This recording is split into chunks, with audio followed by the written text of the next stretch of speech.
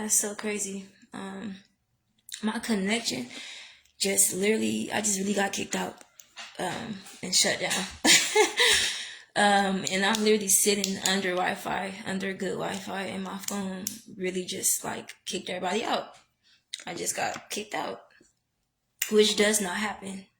So I know that it's just a tax, but I literally just got kicked off of Facebook just now. Again. Like, what in the world? I don't understand. But hopefully everybody comes back. But yeah. It's important, y'all. It's very important. And obviously, I was giving y'all some gems. I was giving y'all some good stuff for me to get kicked off like that, like I did. Okay. Yeah. So,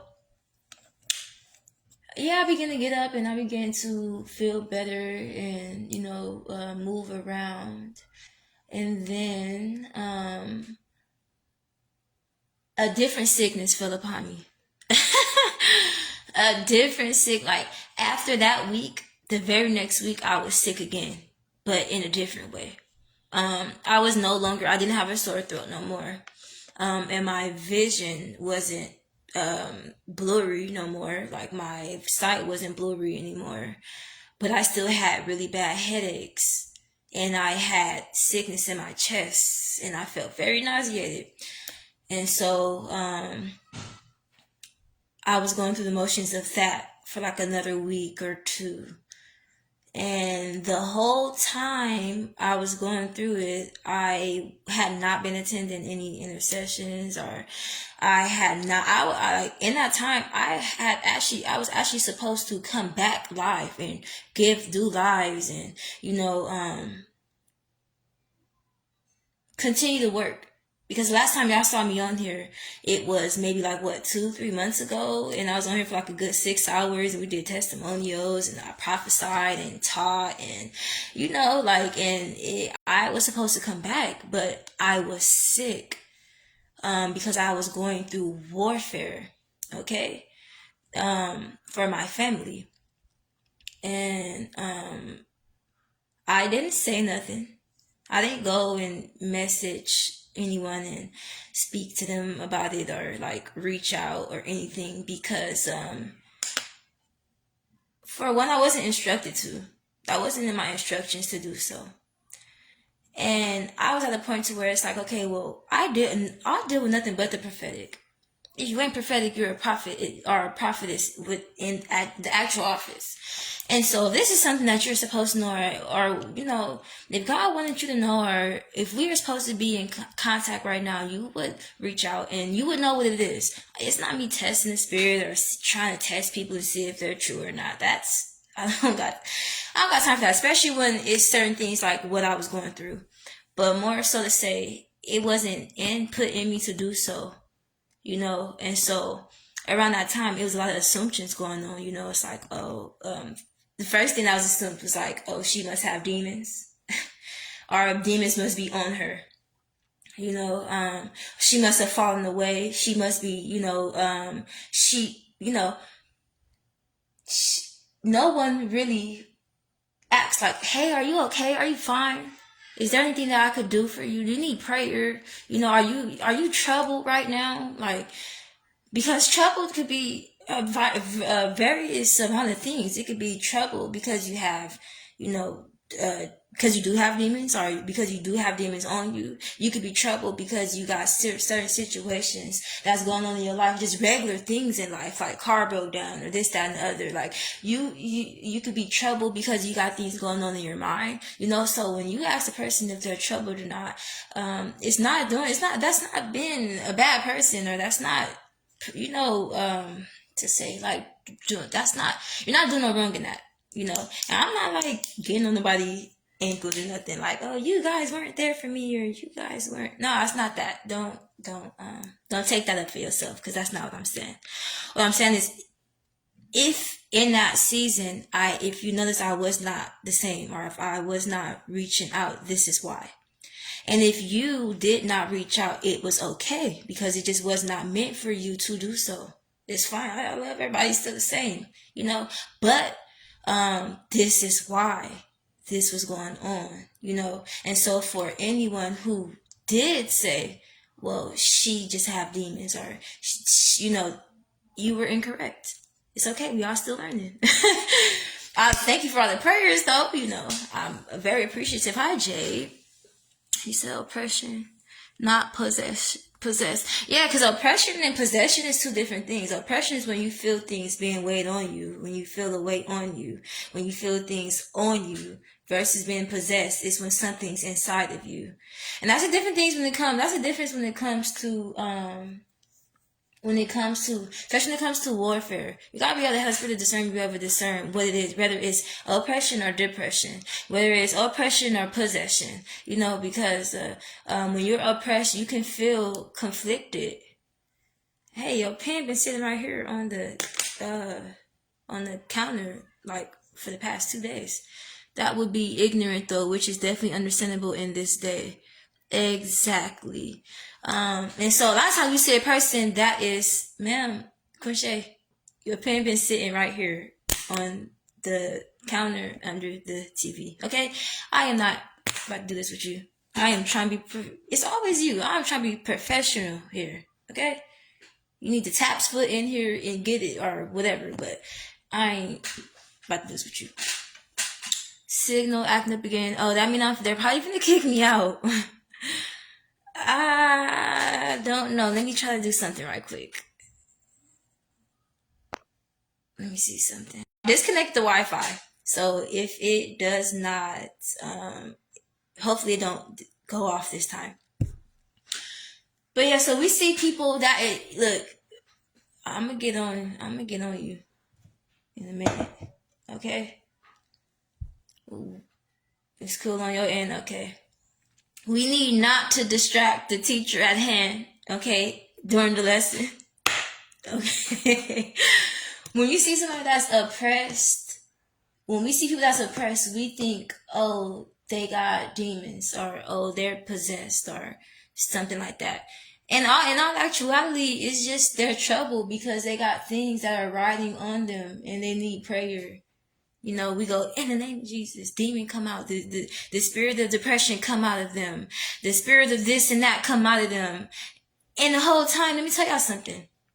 Whole time, all sis been doing this praying and studying and fasting and sitting in the Lord and, at his feet. And that's all they've been doing. Whole time. Already been through deliverance well enough times. They already been set free. But you see that they are not how they was in the last season. Well, you're not going to be the same in every season. To everything there is a season, and every season there's a time for its own season. You're not going to be the same in every season. But what you do know in this season, because of your prior seasons, that you will not always be this way. And what people forget is that.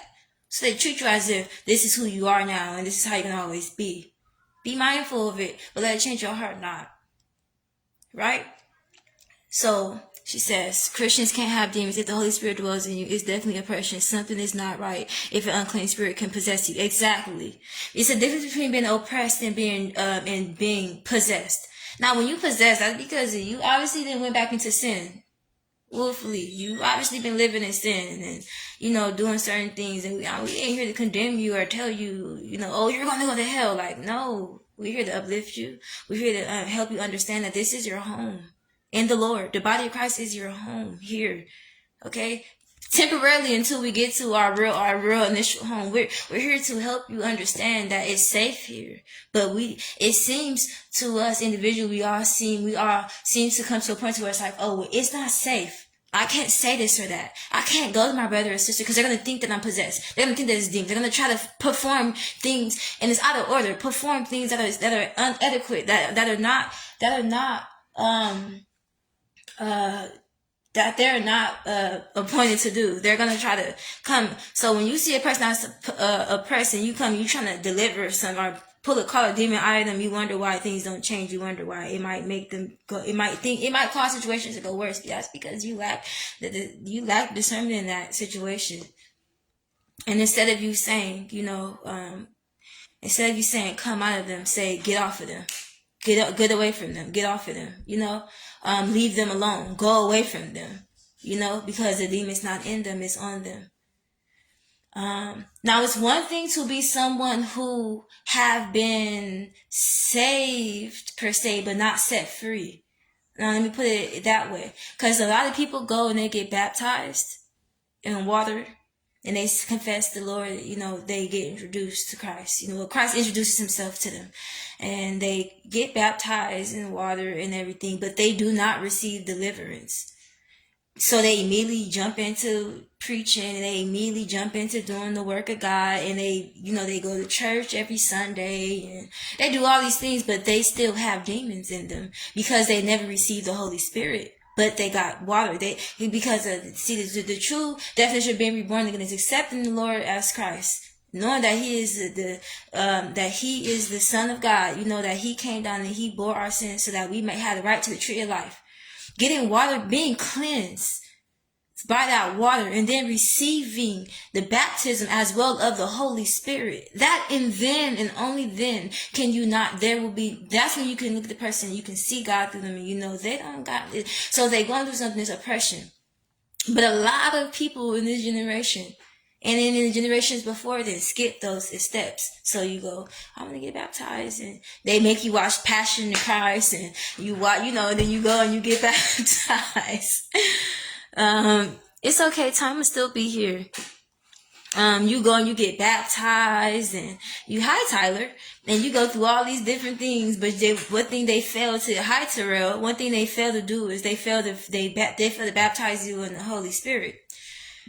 And so you here, you've been a Christian for 2 years plus, 5, 6, 7, 8, 9, 10, 20 years, and you've been sitting in front of your pastor in them pews, and every time they get to praying and everything, you start, let's say you start manifesting, they mistaken as the Holy Ghost, the whole time it's demons inside of you. Because of that, church haven't been teaching you propaganda. They haven't been teaching you the proper doctrine. They haven't been teaching you the proper things. They haven't been giving you proper cleansing. They haven't been giving you proper sanctification. And so you out here and you call yourself a Christian, and in some sort of form you are, because you know the God, you know a form of God, but you do not know the power thereof. And so you were out here, you're saying, oh yeah, well, I know God and only God can judge me and this, that, and the other, but you're taking into sin, and you believe that you don't have demons because of the church that you're going to made you comfortable in doing so, because they're not teaching you nothing and they lack the anointing to be able to even cause for certain things to happen for you as far as receiving freedom. And so this is why you hear people say, well, Christians can't have demons. Christians can't have demons. Because in all actuality, they really are not supposed to. But because of what we go by now, because of so much diversion in the church, people in church with divinities, people in church with, divination, and put it that way. Because of how the church is I'm gonna say it's misoriented, it's disoriented, it's out of order because of how the church is now. Because of how the majority of the church is asleep. That is what's happening. This is why we got demons. This is why we've had demons infiltrating the church. So when you go through that purification process and you get the baptism of the water and the Holy Spirit, of water, and then in the Holy Spirit, you come up in fire, you come up, you receive power, if you don't believe me, it's in the Bible. When Jesus left, and then, when he left, he told them, go and pray. And so they went and they prayed, and they prayed, and they prayed, and they prayed, and they prayed until the Holy Spirit came and fell over them, and then that is when they received power. That is when they received that spiritual baptism. Paul was into witchcraft, going to mediums. The Spirit was on him, not in him. Does the scripture say that though? If so, pull it up for me and put it in the comments, so we can, we can talk about that. But basically, back to I'm gonna have a lot of times where I'm probably gonna pause, and because I'm reading your comments, I'm probably gonna pause and teach something, or give a better revelation on something, or really. Or something. But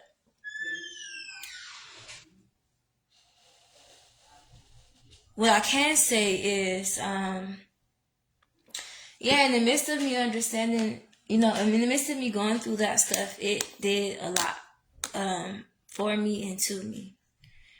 But what I can say is in the beginning of all this, it all started through a impartation. Way ahead, my spiritual father, he had imparted fire and power over me. And when I say my life wasn't the same after that, it like completely changed. And so like, everything that I just probably told y'all, that is branched off of that, You got too much whom is given, much will be required. So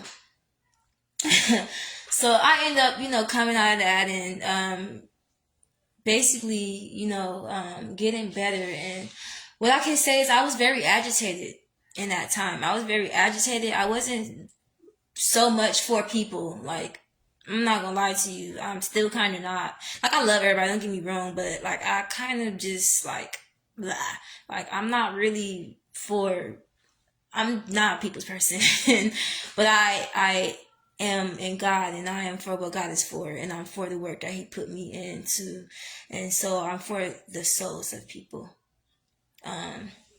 So when I was going through, I was very agitated, when I'm going through things and, people putting demons on me and they putting things on me that's not me. And it's like, I take it serious because what we speak on the person, what we speak our mouth is a power of life or death, it speaks life or death.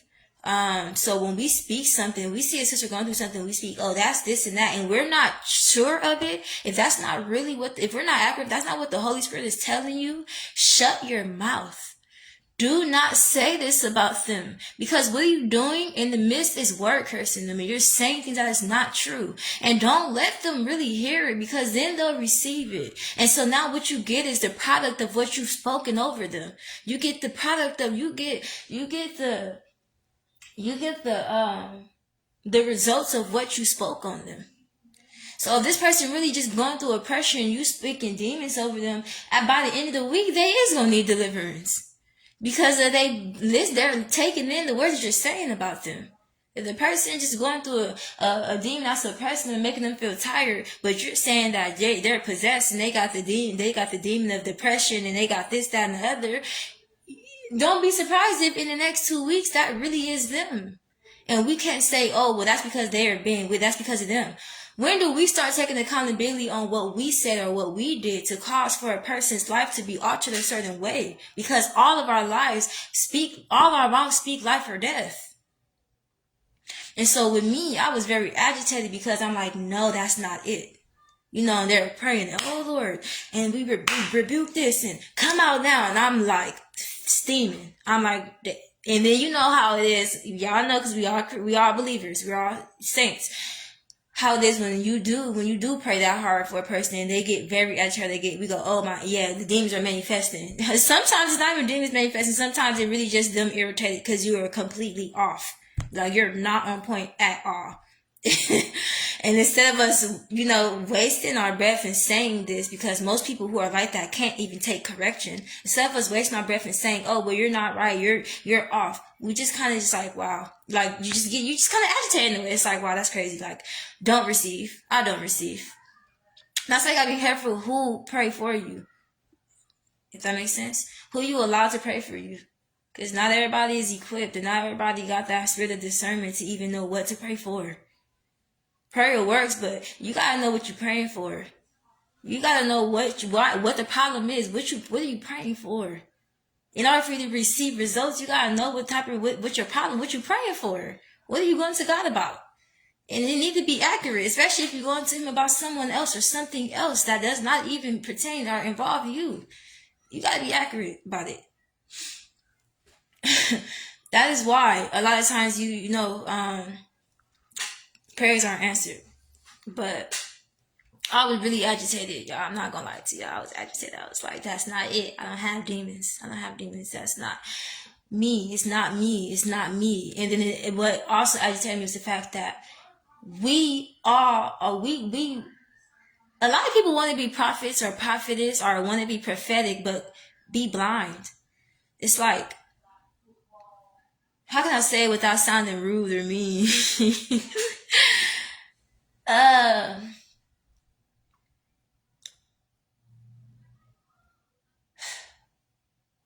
can I say this? How can I say this, Lord? Alright, you know what? Forget it. A lot of people want to be prophets or prophetess or be prophetic, but come up blind. They want to speak into your life. They want to say these things that may come or that are to come or whatever the case is. They want to say things and it don't even be true. It don't come up true. It be inaccurate. A lot of people want to speak into you or they say certain things about your current situation, right? Like for some, I'm use myself as an example. I'm not going to say nobody else because I'm not living nobody else. My soul is not in no one else's body, so I can't speak for nobody else but me and what I've been going through. But I know because of my testimony, a lot of people can testify the same thing.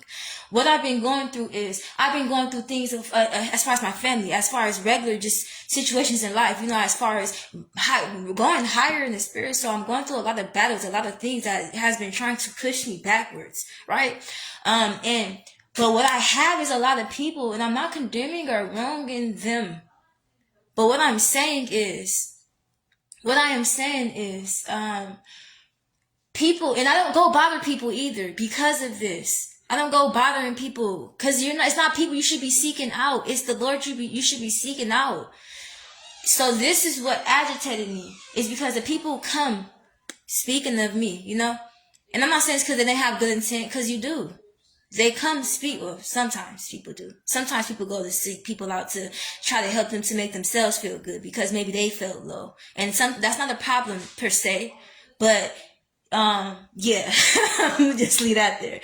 Because sometimes when you go to help a person, you know, are you doing it to really because you want them to feel better and it's a selfless act and in return it helps you to feel better too? Or are you helping them to stroke your ego to just make you feel like a great person, to strike, you know, and it don't really do much for the person that you intentionally went to go and help?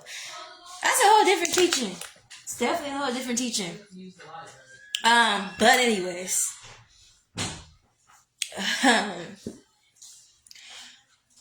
I was going through what I was going through, and it wasn't until how can I put it? Because it's like in the spirit, it's like a lot. I was going through what I was going through, and I had people coming and, you know, speaking into my life and saying, you know, certain things, and it just wasn't accurate. It was not, yeah, or at least I'm gonna go back and read it. Well, y'all know I ain't been on here in a while, doing this in a while, because it's like erratic right now.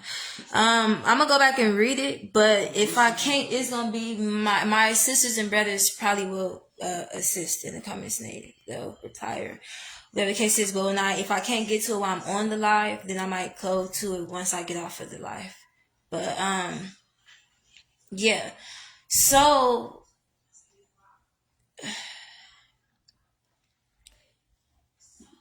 when I was going through what I was going through, it was people coming and they weren't speaking what I know was coming from the Lord. So I was going through battles and I was going through things that were not my own battles. But they were coming and they were saying, she's troubled. She hasn't been in her word. She hasn't been in the spirit. She has demons, and like, or she is demons that's doing this, and it's just they just don't want her to do this and that. And you know, when you are in a state, it's important what you take in and what you don't take in, because you could not have demons and just like that because of what was spoken, you got them. Because you opened that door to believe or receive.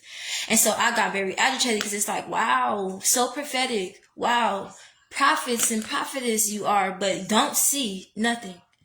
Because if you were to be able to see, if you were seeing right now, you would know that I didn't have demons. You would know that it's not because I'm not in my word. You would know that it's not those things. You would know that it's because I was shown a certain dream. You would know it's because I was shown this. You would know because I had sickness that fell upon me because of what I was. You would know. You wouldn't quickly judge or try to diagnose or assume that it's this. So this is why I say a lot of people want to be prophets and prophetess, or they claim themselves as this, or they say that they are, or they prophetic, but they're blind. And then when the person don't want to receive what they're saying, they go, oh, rebellion. Oh, they're manifesting. And the whole time, it's just, you need to shut up and sit down and go somewhere. Go do something else. Be quiet. Because the truth is, you're inaccurate. And what we learn in Proverbs is you can't correct a fool. A fool think that they're wise all the time when that's the very thing they lack. Nothing they talking. And then when it comes to a person that's wise, they know better to just be quiet and just listen. They know better just to be. So this is why I didn't say nothing. I'm just like, okay.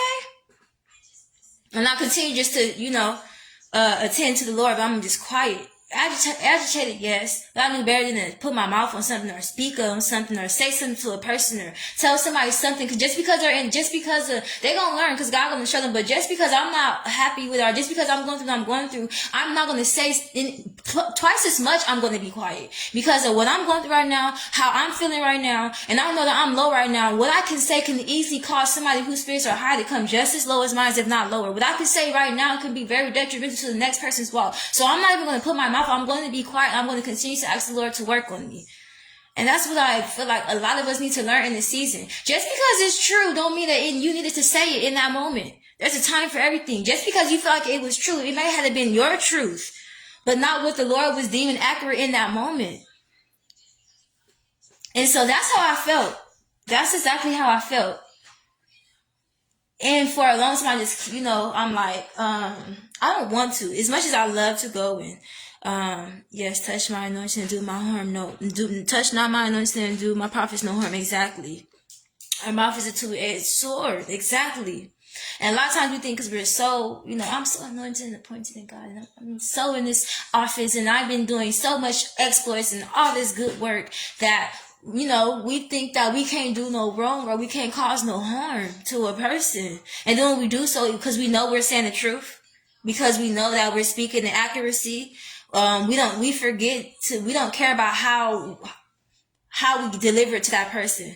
I'm not saying, oh, baby them or this, that, and the other, but Jesus was human too. So we got to acknowledge the human parts of ourselves and others and know what to and what not to say to a person and when to say it.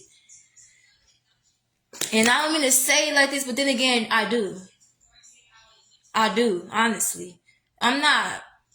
If y'all thought I was brutal before, if y'all thought that I was like just blunt or like just cutthroat honest before, see, I don't even want to see what was the making of what came of me from what I just went through. And the only reason why I'm able to speak like this and testify because I know the God that I serve. I know what I just went through. I know what I'm coming out of. It's not because I watched somebody go through something or because I'm taking this from something. This is my walk. I know for a fact. And this is what I be wanting for everybody. No, I'm not saying, oh Lord, let bad things happen to them. Let their life be into shambles. But no. I want for people to understand what it's really like to be a living sacrifice and to really walk in Christ. To understand that for there to be greatness, there has to be pain. For there to be the true definition of love, pain is there. The true definition of success, failure is there. It has to be, there is a balance, and you have to understand that balance. But that don't mean we take it up for ourselves and go and say, oh, because take ourselves up to be judges and go and, oh, this person been doing so they deserve this and that. Who are you? Woe to you. Woe to you. Oh, because you haven't been what we feel like you should be, according to us, the people of God. This is what needs to happen to you. But what did God say? What did he say? Because he has the final say. And it ain't over until he say it's over. It's not done until he say it's done. It's not this until he say it's this. And that's the one thing that I know. And especially when it comes to prophets, because there are times where a prophet can say something that God did not say, but God backs them up because they're prophets. But just because I don't get too arrogant, be careful what you put your mouth on and where you put your tongue, where you place your hands. Because just because you're a prophet, you don't know how far God may step for this person. And I wouldn't necessarily make you a false prophet, but a lot of times people go and pull from themselves. They act off of their own emotions. They act off of their own emotions and they become these judges that God did not appoint them to be in that hour. I don't understand. Sometimes I just don't understand. I don't get it. So, yeah. Okay. I end up basically receiving a dream, basically. And in a dream, God was basically telling me, what I needed to do. And so I took that advice and I ran with it. Um, Maybe a week or two later after that, I went outside and, I got my Bible. I was going to do Bible study and, I'm trying to get back to, what I was doing before I got sick and before everything started happening to me, because, I wasn't really able to physically pull my Bible out and be in my Bible, but through the whole situation, I was always meditating in the spirit and praying in the spirit, praying to God and, keeping close to Him. So I was getting back to what I was already recently doing. Hi, Brendan, and welcome back, Tanya. And so I went outside and I'm sitting outside and I'm attending a class that my spiritual father was holding, whatever. And I'm opening my Bible and I'm reading and stuff and I'm doing work in my Bible study book. And it got really hot outside and I had like a hoodie on with like a shirt that's like, this is a pro club. Y'all know pro clubs will keep you thick. Or like, even though they're not thick, they hold a lot of heat. So I had on like a shirt like this, but it was a white beater. And I had on a hoodie. And so I'm like, let me go in the house really fast and let me go change into something more cooler so I can sit out, and be under the sun and feel the wind and do some work and, recharge a little bit so that I could get back to, the basics. And so I get up and I come to the house and I do what I need to do. And then, I go back outside as I'm going back outside, I see kids walking away from my Bible and the little boy smacked my Bible. He smacked it. And I'm like, oh my gosh, like this boy probably then got my pages dirty and stuff, cause kids outside, they playing their hands dirty and stuff. So I'm like, he probably got my Bible dirty or something. Like, this is crazy. So I'm telling him, I'm like, hey, did you touch that? And then, he's like, kids lie fast. Kids lie really quick for no reason. So he's like, no. I'm like, that's mine. I don't think you should be touching stuff that don't belong to you. I don't think that you should touch things that don't belong to you. And that's my thing. So please don't touch it, basically. And so I'm walking up to my stuff. The more that I'm walking up to it, I see a phone. As a matter of fact, hope y'all can still hear me. So I get closer and I see a phone. And as I get closer, I'm thinking, okay, this kid is funny. He then left his phone by my books, right? The closer I get, I see that it's my phone. As I get closer, I see the phone and it's shattered. It's a shattered phone sitting there. And I'm like, this kid is funny. Like, he then left a shattered phone next to my stuff. Like, he left his phone there. And then I realized as I got closer that he didn't leave a shattered phone. It was my phone. So I had went into the house with a phone that looked brand new, like just clean, like just no scratches, no cracks, nothing. And came back outside to a phone that was completely shattered. This is my phone. And so this explains why y'all see me on camera right now and my camera is shattered. It's like really, really, really shattered. My camera, let me see something. Let me do something right quick. Sorry, y'all. I had to move out the way. My phone, my pixels, my camera's bad. I have a bad camera right now. My pixels won't, my pixels are very embarrassing actually. But the camera's a camera. You gotta make it work how you can. Because of the phone I used to go live on is broken. It's shattered. And so, yeah, I'm like, I asked him, I'm like, you broke my phone. I'm like, why would you break a phone that didn't belong to you? What will possess you to grab someone's phone and slam it on the ground until it breaks? A brand new looking phone. What will possess you to grab a phone and smash it to the ground and break it? I knew that it was spiritual though, not physical, but it was just like, it's something. So now, this is how you identify if something is warfare, or if it's because a person's living in sin, or it's because they're not right with God. Because look, I was outside doing Bible study after being sick for 3 weeks straight, literally not able to do nothing but lay down because of what I was going through. I go out to do Bible study, I come in for a split second, and I leave my things out there all the time. with kids out there. And I come back and my phone's shattered. That's warfare. That's warfare. And they're going to come through or use anything that they're able to use, or anybody that they're able to come through. They will do it just to get to you. Now, that's warfare. That's not possession. That's not a person that has demons. God bless you. That's warfare. Know the difference. If you're going to be out here really working in the body of Christ, know the difference before you put your mouth on the wrong thing, speaking on the wrong person. And God has to be the one to warn you and tell you something. Let the Holy Spirit that is coming through enlighten you, shed some light on you, and let it change. Know the difference. Because this is the product of what warfare looks like. This is what it is, okay? And so, the mom ended up coming, I'm like, you know what? I know who your parents are. I know where you live, I know where you live, so I'm going to tell your mom what you did, and she's going to replace my phone. He's like, no, you're going to tell on me? No, please. Please don't tell on me. If you tell me, I'm going to get in trouble. This is what I'm saying. And because I understand, I'm not going to go, okay, another thing is, you always practice what you preach. Always be a doer of what the word that you're speaking. So, I said that because I knew that it wasn't really the little boy who did it. I knew it was demons that were coming through him, trying to get to me, to keep me where I was, right? So I didn't go cursing like, oh, you shouldn't. I'm like, okay, I'm going to go tell your mom, because regardless of it being demons or not, I do need my phone replaced. But I didn't curse him. And you can hear the little boy, he's like, I'm sorry, because the demon immediately left after. After the work is done, they leave. Sometimes they stay too long, and that's how they get caught. That's why you see them at church, and they're like, I can't believe she came here today. I was going to kill her. You stayed too long. You should have left. You should did move faster or something. I don't know what to tell you, but. So he's like, you're going to tell my mom? Please don't tell my mom. Please don't tell my mom. I'm going to get in trouble.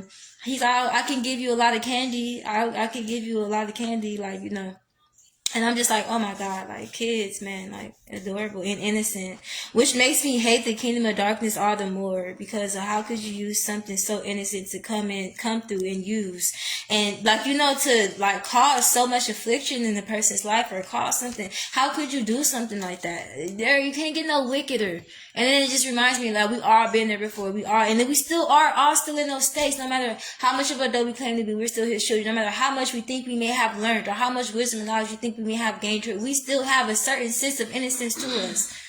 This is why Satan's able to come and use us the way that he can use us sometimes, because of that state of innocence that we be in. Most times, we don't even realize that we be in. She said they definitely said that they do. What is candy? I can't buy a new phone with candy, son. I need. So y'all went out, told the mama, and the mom came out, and she, more to the story, I ended up getting a new phone. And then at that day, I remember my sister telling me tell her what you need. Tell her, tell her this, tell her that. Tell her, but they wouldn't tell me to tell her nothing wrong. They was telling her, tell her the price you need for your phone. Tell her the amount. Tell her, speak up. Tell her what you need. Cause she was only trying to give me $150. My phone was about $300. But all I could do was cry, because I know what I was going through. So all I could do was cry and talk to the Lord and keep my mouth closed. Because I knew that if I would have opened my mouth and I would have spoke to her and said what I felt or said what I wanted to say, I would have probably been asking God for forgiveness later. Not because I wanted to be evil to her or nothing, but I'm already going through. So that's why sometimes you gotta really be careful what you say to a person, or be careful how you're treating people. Not because you want God to award you, but because you need to understand, because you don't know what that person is going through. You could be the cause of their suicide. You don't even know what they might say or do to you because of what they're going through. So be careful, because her son didn't that woman don't know me. She don't know what I've been going through. Her son don't know me, don't know what I've been going through, but Satan do. So he came through the kid and did whatever. So I thought, I'm not finna go and be like, oh yeah, you need to pay this. No, because if something finna happen, how people be, I'm like, no. I'm crying low key. I'm crying. I'm well, I don't know how much it's gonna cost, but I do need, I'm searching it up online. I'm showing her, but I didn't say much. I'm just quiet, and I'm just kind of accepting it, ready to take that loss. Cause it's just I know better. That's where it comes in. If you know better, you do better. Because I knew better. I'm like, I know better. I'm not going to say nothing to her. It's not her fault. Like, if she don't know what I've been going through. So I'm not going to take out. That would have been ugly. And that wouldn't have been fair for me to unload everything that I know that I've been going through onto her. You know, and then I wouldn't have been the one to be the one to come and help lift that off of her once it's off of me. I would have went on by my life happy and like, you know, like, cause now I got it off of me. Now it's on her. Now for the next 2-3 weeks, she gonna be sad and she gonna be whipped out and she gonna be heavy. That's not fair. So I just was quiet.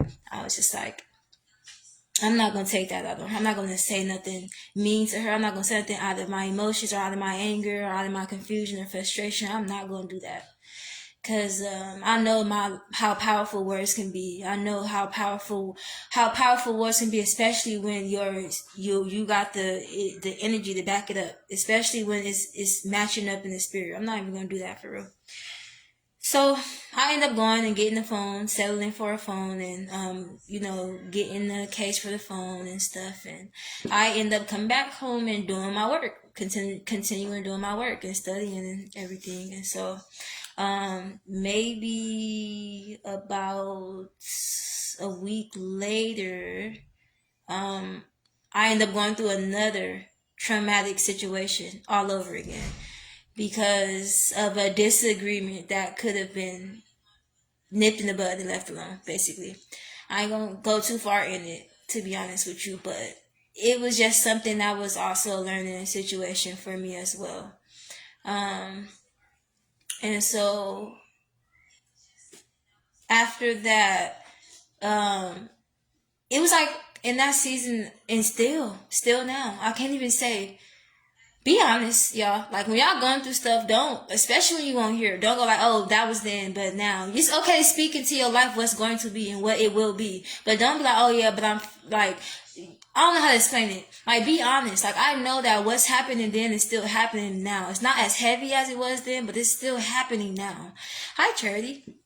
Hi, Michael.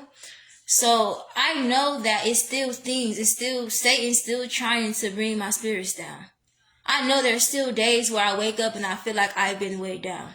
I know there's days where I wake up and I feel like, okay, I'm fighting for my faith. This seems like the hardest thing to keep. My faith, it seems like it's withering. I know that there's still days where I wake up and it's hard for me to get myself up. It's hard for me to do things. I know that there's still days where that happens, and that's not something that is wrong to experience because you are still human. But you gotta learn how to get through it. You gotta learn how to you gotta learn how to not stay there. Like, don't stay there, you know? And you don't gotta go and do something spectacular like, oh, look, I just ran the whole crusade. Like, no, it be the small things, like getting up, brush your teeth, wash your face, like go, you know, clean up something, or go outside for a little bit, walk around, or like something, just small little things. Like, even if you only do it for like 5 minutes or so, like, or even if you only do it for, you know, like, people look at certain things and they disregard it and they go like, well, cause it's not enough for them. It's not enough for them. But that don't mean because it's not enough for them, it's not enough for you. That's why it's important for you not to live your life amounting up to a person's expectations, but amounting up to God. Because sometimes what was so big for you, which, you know, you getting up and washing your face and brushing your teeth and finding you something nice to wear and going outside might be something really, really big for you because you know what you were just going through and what you're trying to come out of. But to another person, that might be nothing to them. That might be like, oh, that's normal, that's average, or whatever the case is. So you gotta be careful with stuff like that. You know, and sometimes that causes the person to feel like they can't be honest. So I'm honest right now. Yes, I had my times where today, actually, I got up and I barely just got like this, like maybe an hour or two ago. I got up and I did my hair and I brushed my teeth and everything, you know, because I was literally tired, exhausted, like spiritually exhausted. I was exhausted. Yesterday I woke up and I was on fire but I couldn't go live. So I was on fire and I'm like, yeah, and this and that. Went to sleep, woke up today on a whole different level. Feeling completely different than I did yesterday.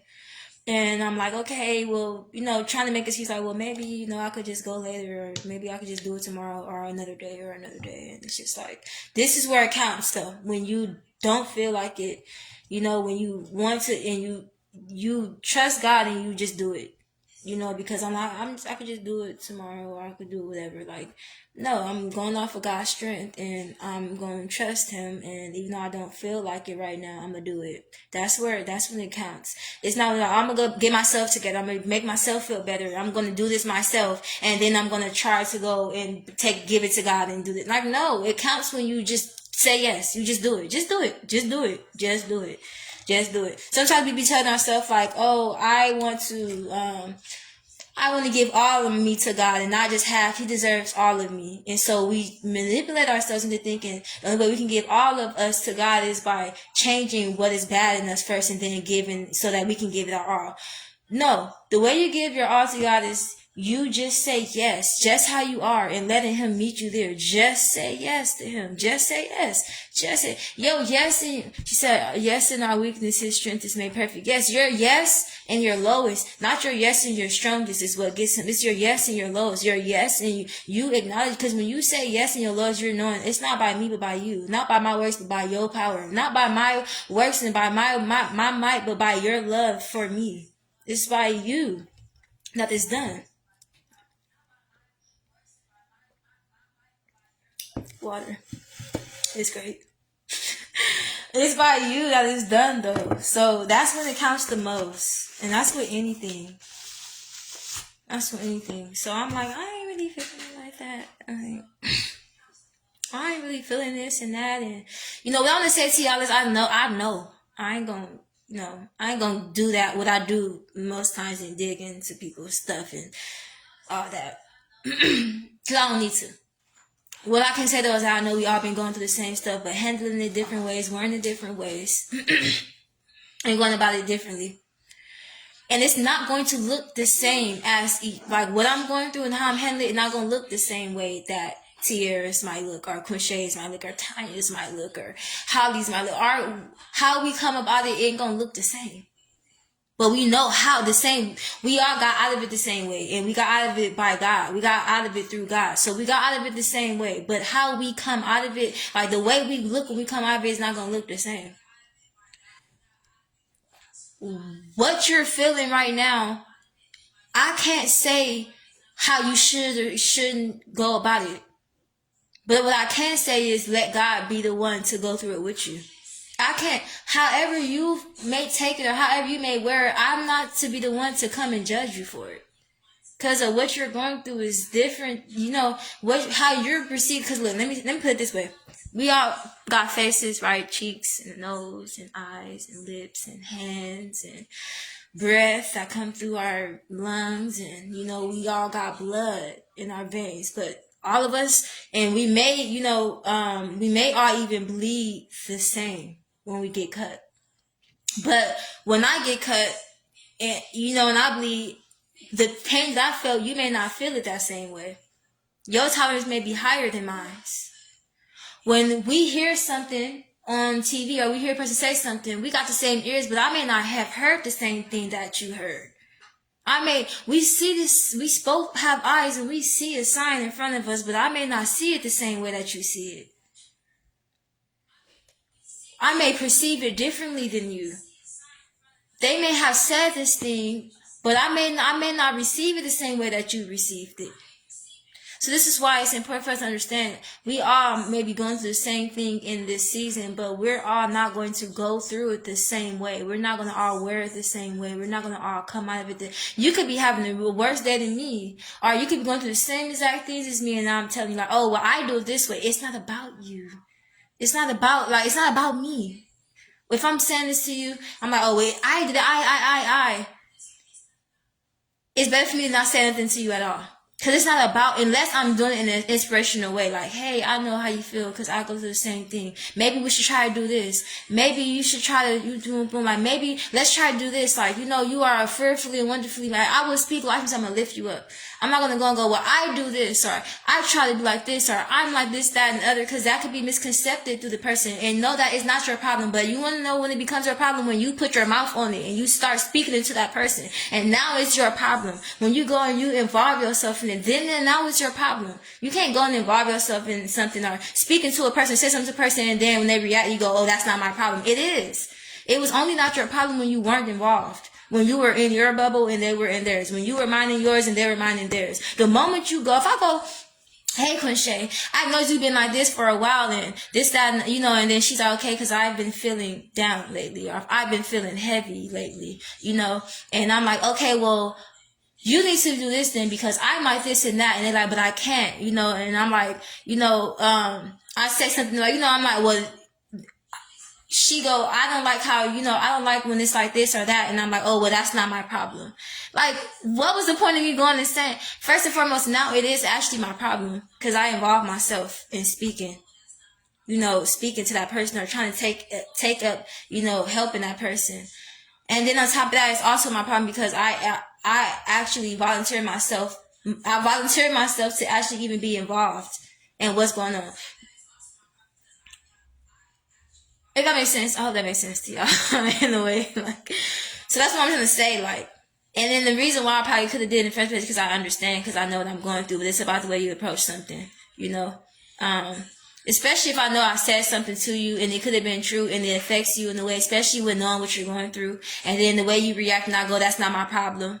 Or I just can't help you, can't take this or that. Actually, you can't help it, and it actually really is your problem because it's your words that did it.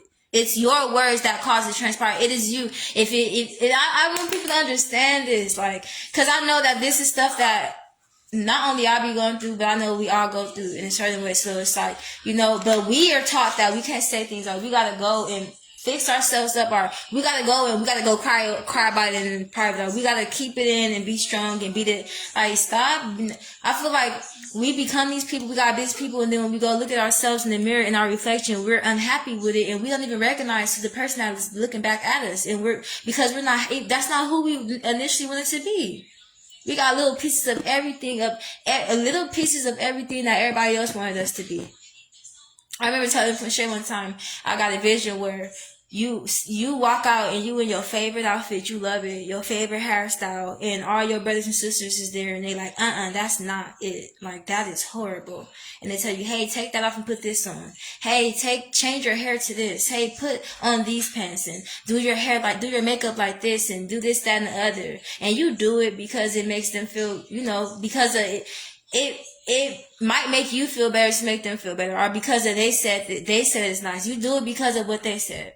And then you find out, you go back and you look at yourself in the mirror. And you look at yourself and you're not happy with nothing that you're wearing. Now you find yourself with low spirits and you're not pleased. You don't even recognize this because the person that first came out was who you really were.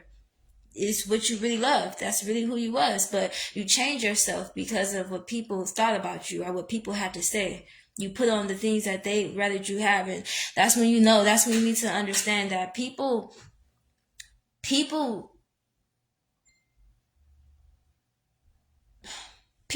might have love for you, people might love you, but they don't love you for you. They don't love you for who you are. A person can love you, but they don't love you for fully who you are. Because a person that loves you for who you are is not going to want to come and change who you are.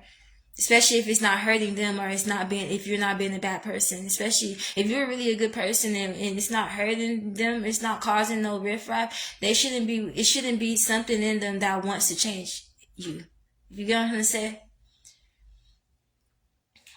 People should be willing to accept a person. If not, then you shouldn't have to feel like you got to be a certain way or change who you are, or change how you are to be around a person. You shouldn't even want to be around a person that's like that.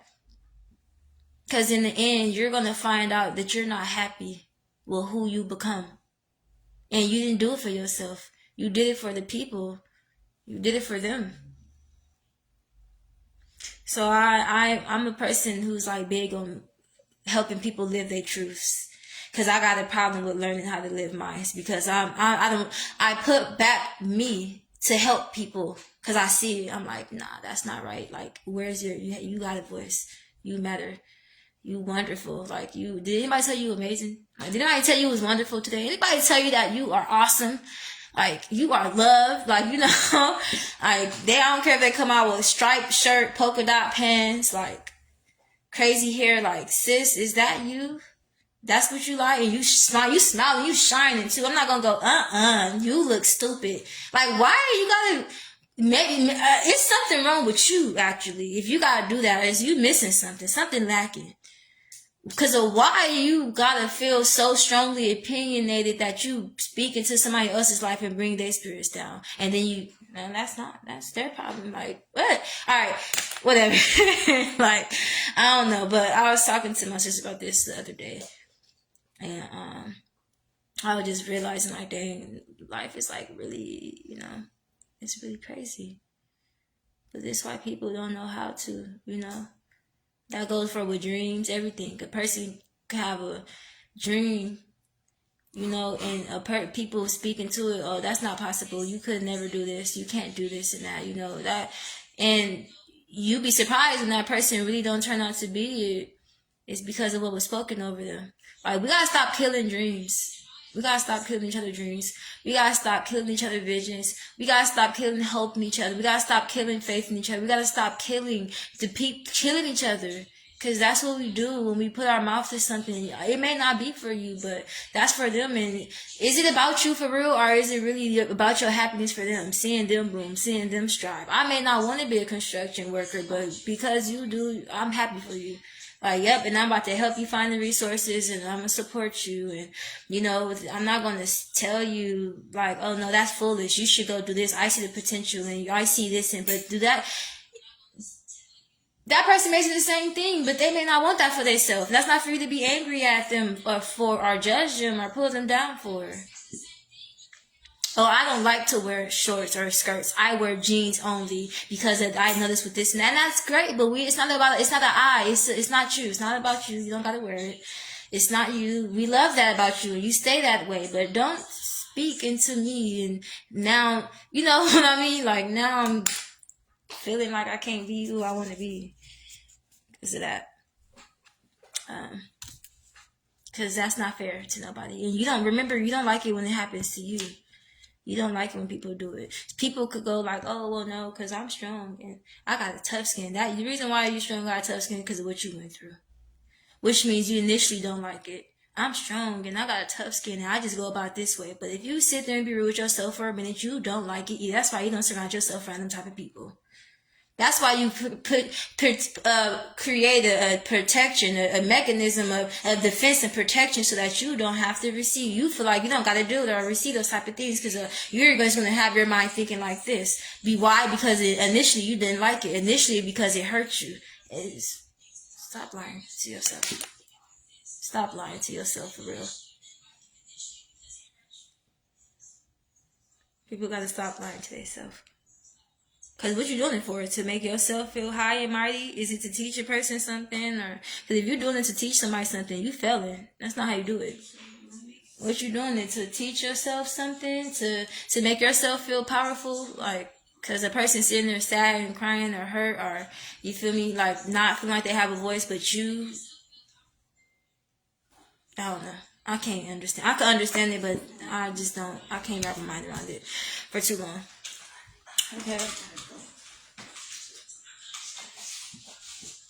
Where are you going, man? I get to my study. Doing an hour. Oh. Right. It is usually to feel more superior. So, yeah, back to my testimony. I'm a little everywhere. Yeah.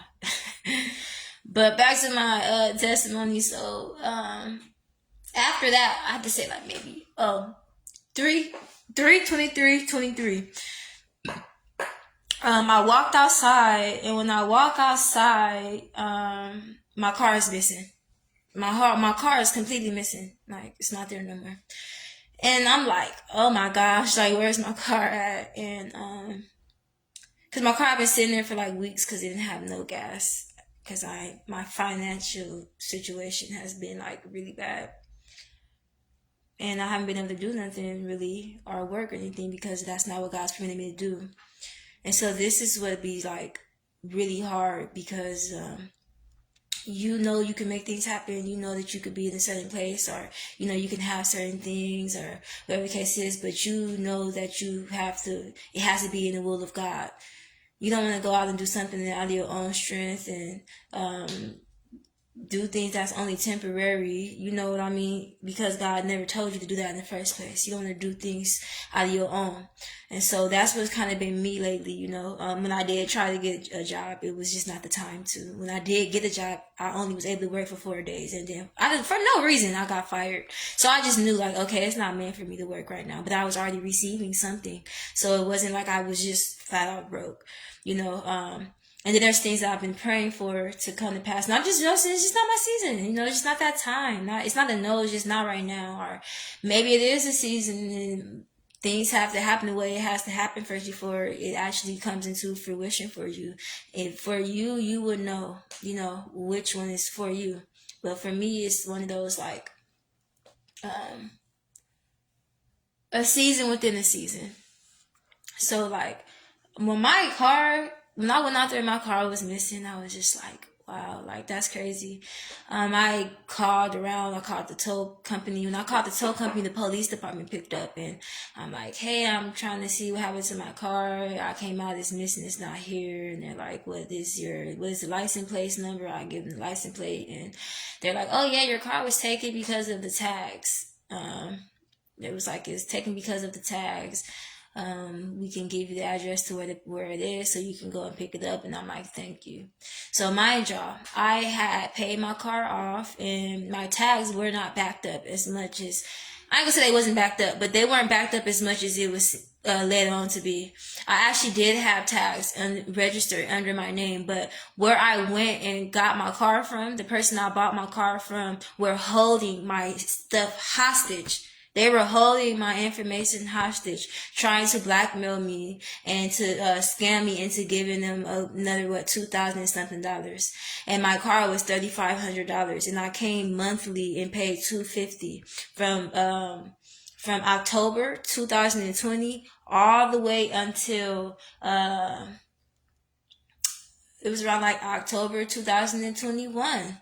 Yep, like September, October 2021. I paid my car off. A whole $3,500 I paid completely, right? And so around that time, because I got in that crash, I went in 2022, I went and I tried to get another car, you know, went to the same place trying to get another car. And so what happened was I went up to her and the lady, she says, oh, are you here to buy another car? Are you here to buy another car?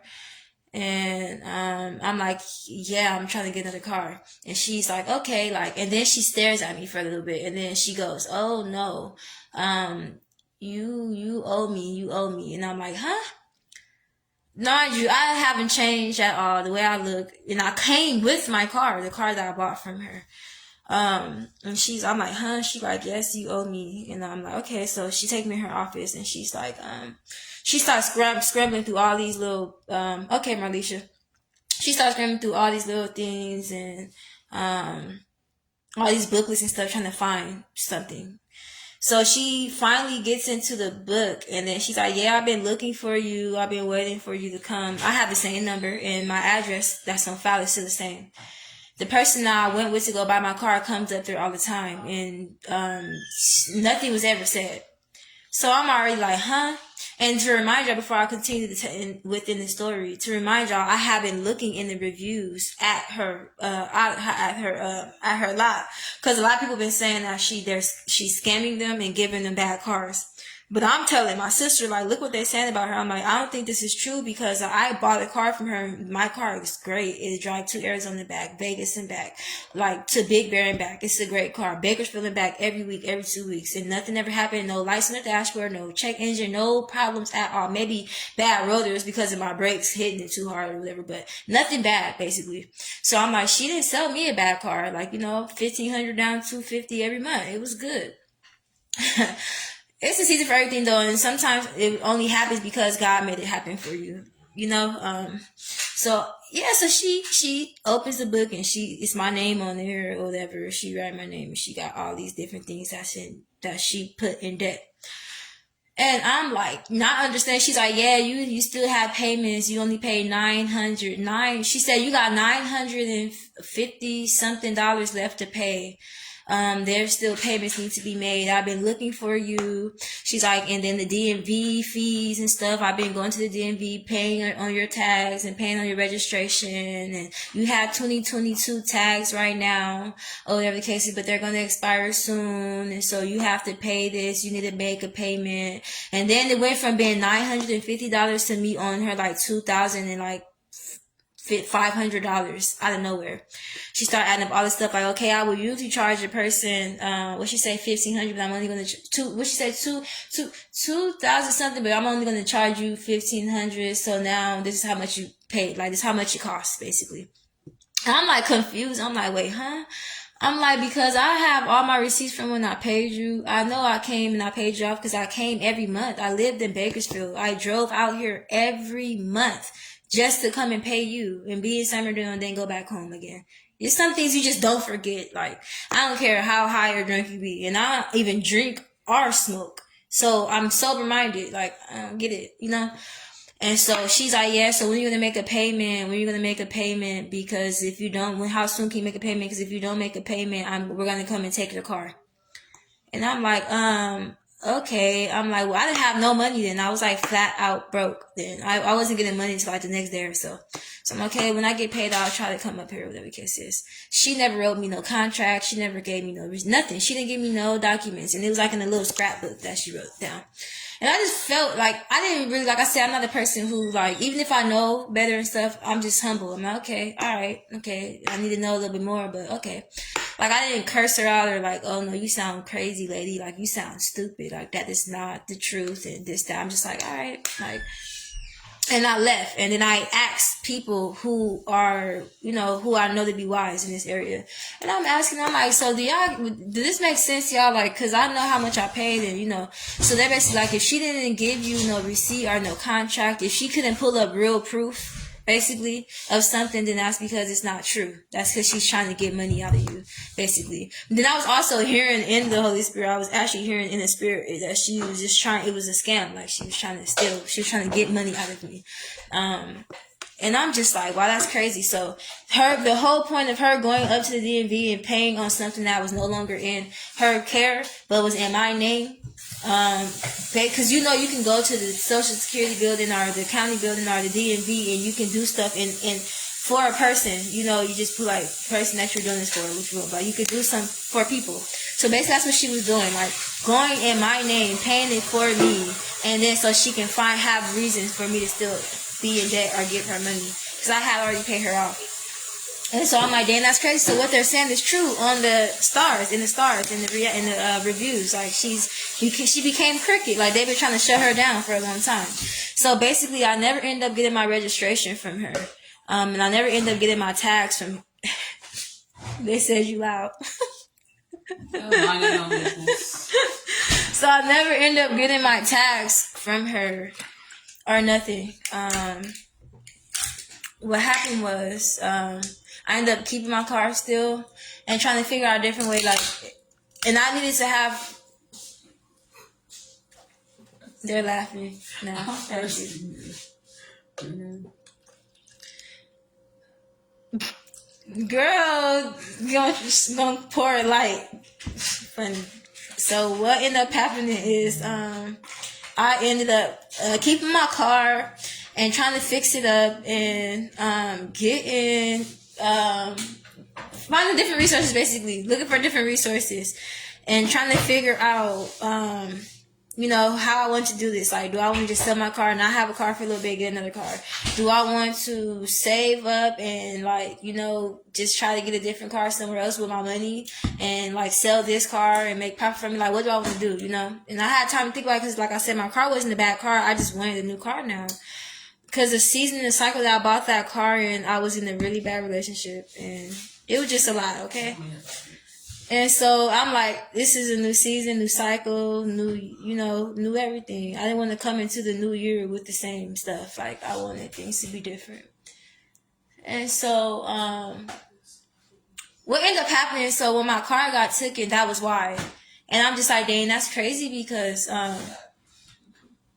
it just stuff was against me, like adversary was against me. I'm like, that's crazy because the reason why I didn't have my tags in my car is because they was being held hostage. Of course, I could have went down to the DMV now that I think about it and went and got another print of tags and paid. But when I tell y'all money was tight. Like I don't get food stamps, I don't get none of that stuff. So like I pay for everything out of pocket. And it's not only just me, but it's other people that I have to think about when I do certain things. So, and then gas has risen up, so like I gotta pay $100 itself. Like, you know what I mean? Don't even last me a whole week when it comes to gas. So I gotta keep my car filled up. I gotta pay to eat. I gotta pay to live. I gotta survive through the month. So it's just like I don't even get certain things as far as when it comes to like getting my hair done. I don't get my hair done. I don't get my nose done. I don't go out buying outfits. I don't go buy shoes. I don't spend my money on myself. I spend my money on priorities and on things that need to happen, things that need to be taken care of. So it was already like hard for me to do a lot of stuff, basically. Like it was really hard. And like I said, he hadn't been allowing me to get a job. So it ain't been like, oh, well, you could just work. It's just be hard. So it take a person who really look into the eyes of Christ to really look at your situation and, you know, like, understand what it is that's going on. It takes for a person to really be able to see, to know what's going on. Because if not, then yeah, it's crazy. So that day I'm like, wow, my car is missing. My car gone. All my stuff, my ministry work, my business, because I do hair, skin, and nail. I have a hair, skin, and nail business. I'm like, everything is gone in that car. I'm like, wow, like what do I do? I'm like, I call them, they tell me what to do. I call the car lot people. They're like mean. They're like, what is the make and model of your vehicle? I'm like, telling them Mazda 3 Silver 2007. Like, they're like, yeah, it's here. They're like, you have to go to the police station and pay a fee for them to release. You have to pay $350 for them to release your vehicle. Once you pay the $350, then you got to come here. They give you a release form. You come here and you pay $315 to get your car. And I'm like, I don't even got no money. Like, Quinche was offering to pay, you know, if it was like 350, like 15, whatever, just that, like, but y'all trying to get almost a whole band, like a whole $1,000 low key. And I'm like, dang, like I don't got, cause I had to go, then I had to go get my registration updated, and I had to come with the proof for this and that, and all that was just money on top of money on top of money. I'm just like, oh my God, like, and they're like, they're being rude, cause I'm like, why did you guys, I'm like asking like, what's going on? Like, why did y'all take the car? Like, I'm not getting it, and why do I have to get a release form? And they like, once again, that's all over again. Like, once again, talking like I'm a kid, basically. And I'm just like, okay, like, I'm not understanding. They like, so they tell me, like, the police department didn't tell you what happened. They didn't tell you why you have to do this, did they? I'm like, no, they just told me where it was at. And to, call y'all and, you know, to get my stuff. They like, that's because the police department wanted them to be the person to tell me the bad news. So they end up telling me what happened, basically, about everything. And I'm like, but I wasn't driving my car. It was parked outside of my residence. Like, it's not even on a business street. It's outside the residence of where I live, and it was parked. I wasn't driving it. I don't understand. If I can't park it inside of the gate and I have to park it on the streets and I'm not driving it, why take it? I don't get it. Like, and it's been here for a while. Like, I always park on the streets. Even when I am driving, I'm always parking on the streets. Why? I just knew, once again, warfare. Like, I'm just like, I didn't understand. So I go down to the DMV and I get proof of my registration, because I'm calling them like, can I at least get the stuff out of my car? And they're like, yeah. I'm like, I don't even want the car no more. Like, I just want my work, because I got dream books and I got my book that I'm writing and everything. I can't replace that stuff. So I'm like, I need to just get my stuff out the car. So they like, yeah, if you can prove that this is your car, you can prove that the registration is still in your name, you can come and get your belongings. So I'm like, okay. So I go to the DMV, I get it printed out, and then Crochet takes me down there to get my stuff. And the whole time it's like a bittersweet moment, because I'm like, wow, this is really, I've been having this car for almost 3 years, and now it's just out of nowhere, just like that. This all I have to my name. I have nothing else. I don't have nothing else to my name. I don't have but my clothes and my shoes and my work. Like, I don't got nothing else, you know? So I'm just like, dang, this is crazy. Like, I don't understand, but whatever, you know? So I give them the car key and I get all my stuff out of there. And then I end up leaving and, you know, putting everything in the trunk and going back. And I'm just like, I didn't cry. Nothing. I'm just like how I am right now. Like, I don't know. I'm like, that's wild, you know? Which put me back where I was again. I'm just like kind of not wanting to get up like that, like kind of just wanting to chill in bed. And I'm just like, wow. So I have money coming. I was going to get paid the very next week. Once my money came, before my money came, my mom hit me up asking me for help because their situation, they've been living in a hotel room, just trying to survive, basically. And so my mom, I guess she didn't have enough money to pay for them to get another room for 2 more days until they moved into the place that they were supposed to move into. All I had was money that I had to me, not to mention that I have to pay rent, stuff like that, like pay my portion for where I'm staying, basically. So I'm like already having to make tough decisions, and my car, I help. It's a lot that does help when it comes to my car. Like, you know, I help a lot when it comes to that. It may not seem like it wasn't even made that much known to me for real until I lost it. Like, dang, this is bad. Like, you know, I knew that it would have been horrible. So that's why I always try hard to not lose my car or try to get a better car. Cause I knew that it would cause some type of an imbalance, but I didn't know it was going to be like that. Like, so I'm like, now I'm stuck in a rock and a hard place because I had in my mind, like, you know, I'm just finna go get another car, like, just like that. I'm finna just take it. I know all I have is like 1,000 and something. When you can get something easy with 1,500, but I didn't have that much. Cause like I said, I hadn't been doing videos, and even when I do videos, I don't have sewers. Like, I just don't do it for money. Like, I don't have stuff like how people, you know, just cause I don't have wisdom, I have knowledge, and I be on here, don't mean that I'm just good and set. Like, I got my own problems. I got stuff that I be going through, you know? So I'm just like, oh my God. Like, I was like, but I didn't let it like make me lose my mind or nothing. So like the next day, my mom texted me. She like, hey, I need to borrow $200. I think, no, she said $300 or something like that. I need to borrow money so I can get a room because her, my brother, my sister, and all the pets. They're in the room. They don't have nothing. They don't have no money. They're going to be homeless if they don't get no money, basically. And I'm just like dreading it. I'm not even going to lie to you because it's like, oh my God. I'm like, she don't even know what I'm going through. Because not like that, but I don't talk to nobody. I don't care. I don't talk to nobody. Nobody really hit me up for real. Ask me what's going on, how I'm doing, or nothing like that. And there's certain people I need to talk to when it comes to money, when they need something from me, you know. And so you will never know what I'm going through for real. Like, I stopped going and giving unsolicited information or to people alone. So I stopped going and telling people my business a long time ago, and it did keep me out of a lot of stuff. You know, so it's like, I don't call like, oh yeah, girl, guess what I'm going to do? Guess what happened? Like, I don't do that. I don't know. Yeah, I know people gonna talk anyways, but you can help by not telling them your business though. Like, but by not telling them stuff. So, like, I don't call and tell people. So that's why it took everybody this long to even know this. You know, like, unless my sister's like asking y'all to pray, like, can y'all pray for her? She's going through it. This just happened. That's the only way y'all gonna know something going on with me or something's wrong with me. I do not go on Facebook and put my business out. I don't go in people's because I'm not looking for sympathy. It's not sympathy that I need. It's not sympathy. I need compassion through prayer. I need change. I need resources. I need help. I'm not looking for sympathy. And I know that I can't get that most times through people. It's mainly through God, you know, so that's why I'm like, anybody the bad man and none of this. Like, it's not about people. It's about your relationship with God and how much faith you have in him, you know, what do you know the God that you serve? Do you really have faith that he can do it? Do you believe that he's able? Do you believe that he's strong and mighty to do so?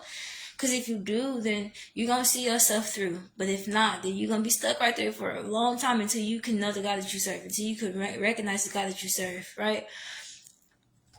So, like, the next day, I'm, like, dreading. I call my mom. I'm telling her, like, Mom, I don't even have a car. I have nothing. And you know that's all I have when I go in my car to chill, to hang out, sometimes take naps, like to pray, to do my messages, to make my music, all of my clothes is inside of my trunk.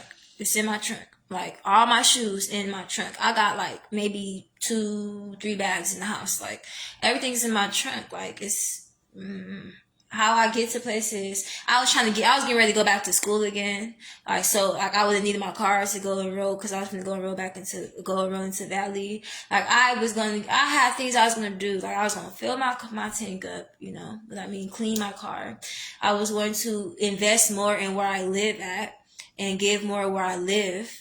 I was going to go get back into school again, so that way I'm actually doing things during the day outside of the house, because I've been in the house for over a year.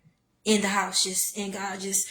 So I need to get out and do something, like, so I might just go back to school, like, you know, start taking some courses. So it was just a lot that just was like wiped off the slate.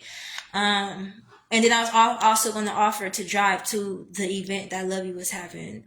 Cause like I said, my car make it anywhere. So I was going to offer, like, let's go drive to Texas. Let's go to the event. Like, let's go do something, like, you know, but everything just was like in shambles, y'all, like, for real. And so, I end up, moral to the story, giving the money to my mom after crying, asking God, like, what should I do? Should I give the money? Cause I just felt like it was going to be something. It's something that I need to take serious. I'm like, cause I don't know why I feel like this is my only chance I have to get what I need. If you give me, like, it's either choose me or choose people, and I don't know how to choose me. I always choose the souls people. I always choose others. I don't never be selfish and choose me. So I'm just like, but I feel like in this moment, I need to choose myself and do what's best for me. But I don't want to feel like a bad person or be made out to be a bad person, because if I don't, my mom and them going to be homeless on the streets. If I don't, this is not going to happen. If I don't do this, you know, and I'm like, dang, it's always me. Like, is this becoming burdensome? Like, I don't, you know, but I don't like to be self-pity or be like, oh, well, it's why me, this is my life. No, I'm just like, all right, it's okay. It got to be done. Somebody got to just be strong. Like, I don't know. I'm taught just be strong. Just try to get through it. Like, you know, so I'm just like, I'm going to cry about it. I'm going to cry to the Lord, because I'm trusting him for a change, for a situation change, for things to change. I'm trusting him for things to be different, you know, but in the meantime, I'm going to do what I have to do. And so, my mom blowing me up all day. Hey, please, I really need you, please. You're the only person I have in my corner, please. And I'm just like, I'm not gonna lie, I was ignoring the phone calls. I'm not answering nothing. You know, and prior to that, I got people messaging me, hey, can you come out here and help me with this? I need your help. I'm like, dang, do people even really love you for real? Or are they just like, need you, like they call you for help, like Jesus Christ? And me, I'm gonna be transparent with y'all for a minute and be really honest. I'm in a place where I feel like I don't even have the things I'm helping people with. I never knew what it's like for myself. I would never know this like now. I'm not gonna say never in my life. Like, I believe that I will know this like, but in my mind, I think, oh, I'll never know, but I know I will. I don't know this like for a lot of things I actually help people with. Like, my mom has had a couple of places. She have kids, so she has to have her own place. I don't know this like to have my own stuff, because I can't ever get to it. I could get so close to even saving up deposit money and everything, and then something will happen to me to where I have to spend that. I have to do stuff. I have to get through life. And so now I'm back at square one. I do not know this like to have my own. I know this like to have my car though. Like, you know, have my own, something in my name, my own car. I do not know this like for a lot of stuff. Like, you know, so it's just like, dang, you know, this is crazy to me, because, for years, all I pray for is certain things. Like, oh Lord, I just want my own space. I just want my own this. I just want my own that. And it's just like 7, 8, 9 years later, still, you know, nothing. But I know that sometimes it comes with putting yourself first. And I just haven't been doing that. Like, I just kind of just been putting people first, helping people. I feel like, you know, everything be more prioritized than, you know, I feel like that's why the world kind of is slow now, because we always put ourselves first. So what about me? I gotta get me. I gotta do this. You know, and so you don't get nowhere. Nobody ever gets nowhere. We don't have people that was willing to put themselves in the back burner, put themselves last, and you know, help people. We don't got that here. And so it's harder for people who are like that, you know. Because you don't have that for yourself, and you don't have people to be like that for you. And you understand that, and instead of it making you be worse or hard-hearted, it makes you go even harder, you know. And that's just kind of the situation that I've been in. So I give my mom the money. I call her or whatever, I answer the phone. She's like, Nay, I need your help.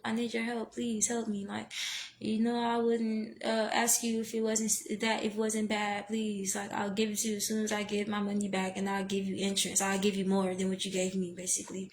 I'm like, Mom, I know. Like, okay, I'll give it to you. All right, fine. I'm like, I'm gonna send it to your Cash App, whatever. Boom. I gave it to her. Since I did that, I might as well do the rest, like help, you know. So I give as far as my portion, as far as where I'm staying. Here you go, boom. So now I'm down to like a good $600-700. I'm like, okay, I'm just gonna save my money. I'm gonna save, and then I'm gonna wait till I get paid again, and I'll take this, and then I'll get my car, and then I can start trying to get an apartment again, or get a house again, or whatever. Like, then I'll try to level up again. Why my finances are shocked? It never came. Okay, so what happened is I end up of course having to get through life and stuff. And what happened? Sometimes too, God caused stuff to happen because it's time for a new cycle to start, and anything that you had in that old cycle can't come with you. And I think that's what's happening with me. But basically, we end up going out to like this carnival or whatever, and I'm like, okay, I'll spend a little $30 or whatever. Like, it ain't gonna hurt, you know. Plus, my mom's giving me money back anyway, so I'm not really tripping. It's not gonna really hurt like that or whatever. I'm like, you know, I'm fine now. I'm able to splurge because I get a certain amount of money. So I'm like, okay, as long as I have at least $300-400 left, I'm fine. So I got this enough to spend to be able to get food, whatever. So, you know, I spent, like, y'all think this hair is, y'all know how much I paid for this hair? $20, $24 for this. And I did my own hair. This not even real. It's a mixed blend. Like, it's not even real hair. Like, cause I had to do something to make to keep my spirits up a little bit. Like, you know, so I did my hair. I went out to the carnival, tried to pull like $40 off my card, and it ended up pulling off a whole $100 on my card. So now I'm like, okay, you know what? This is just, it was just like, you know, I'm like, this is too much. Like, this, let me just chill. Like, cause now, you know, now I'm getting a little too happy. And so, a week or so go by and nothing is happening. Time is going by and nothing is happening. It's getting close. I gotta pay my phone bill. You know, I'm like, okay, I'm not really tripping. I don't even want nothing back no more. I'm just gonna wait until my money comes, and I'm not giving nothing out this time. I'm really going to just get my car. And then, so I end up making a post. This is how y'all all probably saw on Facebook. I made a post, and I'm like, yeah, I'm not helping. I said, why is it so hard for people to pay back what they owe? I'm not helping no more. And then everybody got on there spitting Bible scriptures and, oh, the Lord just said to give the heart and not expecting to receive back. And I'm not mocking nobody or nothing. I'm just like, because the type of state of mind I was in, I did not want to hear nothing. Because it wasn't like I was like, excuse me, where's my money? Give it back to me. Like, I don't never give to receive. I don't never give to expect nothing back. But what I can't deal with or tolerate is a person who gives a word saying that they will and they don't.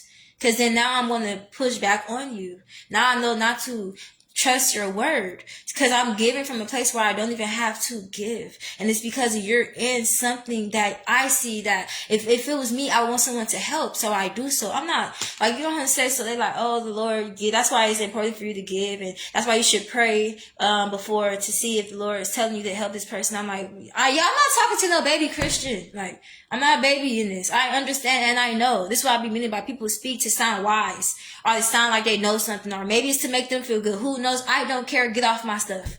That's really how I be feeling. But I won't say. I'll just be quiet and just be humble. Okay, thank you.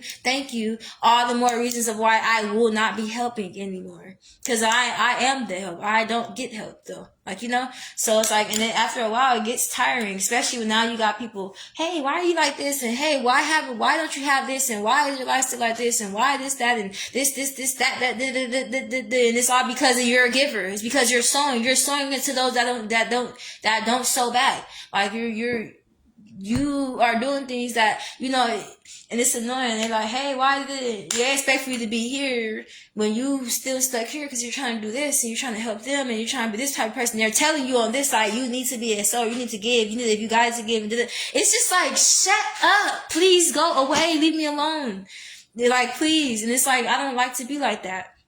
I don't like to be like it. And so I'm like, I don't think people understand. Maybe it's not meant for them to, but I mean what I say and I say what I mean. I should have never had to become this person in this season. So I'm over a lot of stuff, you know. I'm accepting it for what it is, what I can and cannot control, what I can and cannot change, and I'm over it. Go ahead and say whatever you say. And they say to me, read these scriptures and this, that, like, not like that, but I am not doing that. And y'all know how much I really love God. It's not even about that. Because and I just, like I said, people be just trying to help and stuff. But no, like, I'm not doing that. Like, I'm not finna do this. Because 9 times out of 10, especially if you know this person to be on fire, you know this person to be a servant of the Lord, you know this person to do these things, you know of them too, and you're seeing it. 9 times out of 10, that it's because they're going through warfare. And they need for you to be praying for them versus throwing scriptures at them and, like, you know, trying to school them and stuff. Like, pray. Ask them what can you do to help, or stay away from them and let them come out of it. Come on, like, I don't know. So yes, I made the post and I said, and of course I got Bible thumped and preached at and preached down, and I'm like, this is another reason why people don't be feeling safe to speak. Cause nobody they don't be willing to go through that. Like, they be wanting real genuine help. Sometimes not even money. People don't be, it be resources. Hey, I know a place or a website where they do, hey, I know people who could do this, or hey, you know, this is what helped me. Maybe you could try doing this or that. You know, all people go in 1 John chapter 12, verse 11, the Lord said this and you need to like, they just don't. It be, you know, you don't want to, or the Lord says to give and not to want to give back. Oh, well, you know, you should be strong, or, oh, you know, in the Lord's timing. Don't you know people that's going through that tell themselves that every day? They do this stuff every day. Don't you know that's their life every single day? Tell me something I don't know. Tell me something that, I don't know. Sometimes you be needing something deeper than that. And so this is why you can't look to people, you know? That's why you don't look to people in the first place. So I'm just like, yeah, I'm not. But my mom, she ended up coming and messaging me. She ended up like, oh, why you don't be like that on Facebook? Why are you saying those things about me?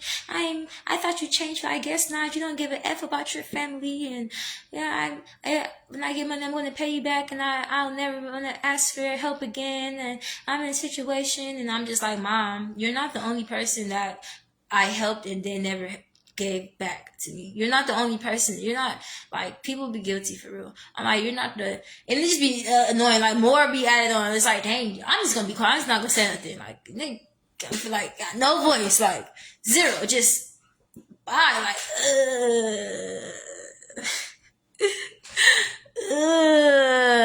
like, I can't stand stuff. Like, that's been me. Like, oh my gosh. Like, alright. Whatever. And so I keep going through, you know, the days that turn into weeks. And now I'm looking at, I started looking at my app because now it's time for payments to come, and nothing came for a whole week. I'm like, okay, you know, nothing's here. So I finally called my mom again, and I'm like, hey, Mom, like, what's going on? Nothing's here. She like, give it a few days. I'm like, okay. She finally hit me on that Friday. She like, oh yeah, you don't have nothing coming. They stopped everything. So now I don't have no financial income. I don't have nothing. Like, zero. Like, when I tell you I'm broke as a joke, my bank account say $1.14. Literally, like, oh God, this is my name, but the Lord. Like, that's all I have. Like, oh God, I'm whooped, y'all. Like, I got my clothes, I got my faith. That's all I need. So this is why, you know, and then, I just got my live back because I didn't have live. I didn't have nothing. So I thought I had to get on here, just nipping it, but I probably was a little bit everywhere, a little bit disoriented, a little bit, but I feel like I had to get on here and testify and tell y'all, you know, what it is that, just a little bit, because that's not even everything, but just tell y'all, like, what's going on, you know?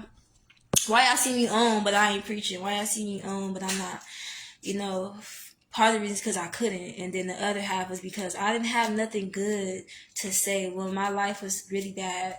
I didn't have it in me to post, and like everything I had was bad stuff because my life was horrible, and it was my business, and I don't post my business. Testifying is different, but I don't post. I don't go whining looking for sympathy and stuff. So I'm not gonna post it. So half the time I'm dealing with wanting to remove the whole app off my phone. Like, I'm finna just leave. I'm finna disappear because I don't have nothing good to say, and I don't want people coming speaking out of context and saying stuff that's not true because they don't understand. Like, I just don't. So I just wanted to just go away. Like, but I'm back. Obviously the Lord didn't let me go away. I'm definitely back. And I just want to tell y'all a few things, okay? Just a few things. It's definitely not by the works that God bless you. That's one thing I learned. It's not by works. It's not by works. Because if that was the case, I would be in the nicest house, probably with the nicest car and all this stuff. It's not by works. It's because he loved you. And you don't get to say what type. Well, you do get to, he give you what's in your heart, but God chooses when, how, why, where. Right? It's not by the works that he bless you. It's not by the works. Even though faith without works is dead, it's not by your works that he bless you. The reason why we say faith without works is dead, because you can have faith in God for something, and if you don't do the work, keep up your end of the deal, then it's not gonna happen. You just got faith in, because what is faith? Faith is the substance of things faith is the substance of things that are hoped for but cannot be seen, right? So if you have faith in something that you are hoping for, but you can't physically see with your physical eyes, you have to stand on it. How do you stand on it? By working in it, by being in your word, and by believing in God, and by, operating off of your obedience and fasting. So there are some times where it's like, because you did this, or because you were obedient, because of this, because you have faith, because you study fast and all this, God give you many blessings. He'll give you something, but that's not all the time. Only sometimes. He's not going to bless you for just, I've been good behavior, because that's what comes with it. That's what comes with the work. That's what comes with having faith.